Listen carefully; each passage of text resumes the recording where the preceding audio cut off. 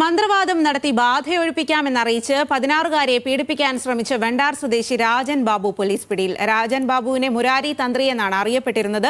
ഭരണിക്കാവിലെ ഫ്ളാറ്റിൽ ഒളിച്ചു താമസിക്കുന്നതിനിടെയാണ് രാജനെ police പൊക്കിയത്. Sasthamkotta, Puthur police സംയുക്തമായാണ് വ്യാജ മന്ത്രവാദിയെ പിടിച്ചത്. റീൽസുകളിലും സജീവമായിരുന്ന മുരാരി തന്ത്രി എന്ന രാജനെതിരെ കൂടുതൽ പരാതികൾ വരുമെന്ന സൂചന പോലീസിന് ലഭിച്ചിട്ടുണ്ട്.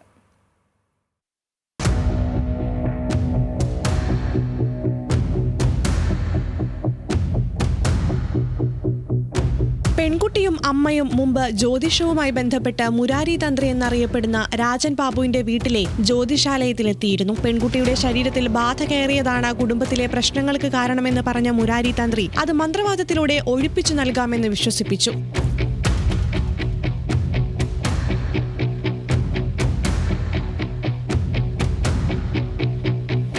ഇതേ തുടർന്ന് കഴിഞ്ഞ ദിവസം പെൺകുട്ടിയും അമ്മയും മുരാരി തന്ത്രിയുടെ അരീക്കലിലെ വീട്ടിലെത്തി. പെൺകുട്ടിയെ മാത്രം രാജൻ ബാബു മുറിക്കുള്ളിലേക്ക് കൊണ്ടുപോയി. 2 മണിക്കൂർ കഴിഞ്ഞിട്ടും മകളെ കാണാതായതോടെ അമ്മ മുറിയിലേക്ക് ചെന്നു. ഇതോടെയാണ് കുട്ടി തനിക്ക് നേരിട്ട ദുരനുഭവം അമ്മയെ അറിയിച്ചത്.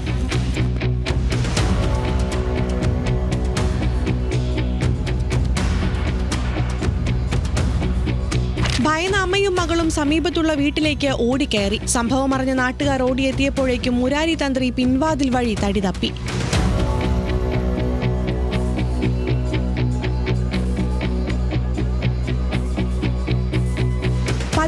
ാരിയുടെ പരാതിയിൽ രാജൻ ബാബുവിനെതിരെ പോലീസ് പോക്സോ ഉൾപ്പെടെയുള്ള വകുപ്പുകൾ ചുമത്തി കേസ് രജിസ്റ്റർ ചെയ്തു. മുരാരി തന്ത്രി എന്ന് പബ്ലിസിറ്റി നൽകി കൊല്ലം ജില്ലയിലെ വിവിധ ഭാഗങ്ങളിൽ രാജൻ ജ്യോതിഷാലയങ്ങൾ നടത്തിവരുന്നതായി പോലീസ് കണ്ടെത്തി. രാജൻ ബാബുവിനെതിരെ സമാന പരാതികൾ വരാനുള്ള സാധ്യത പോലീസ് തള്ളിക്കളയുന്നില്ല. സമൂഹ മാധ്യമങ്ങളിലെ റീൽസുകളിലും സജീവമായിരുന്നു മുരാരി തന്ത്രി എന്ന രാജൻ ബാബു.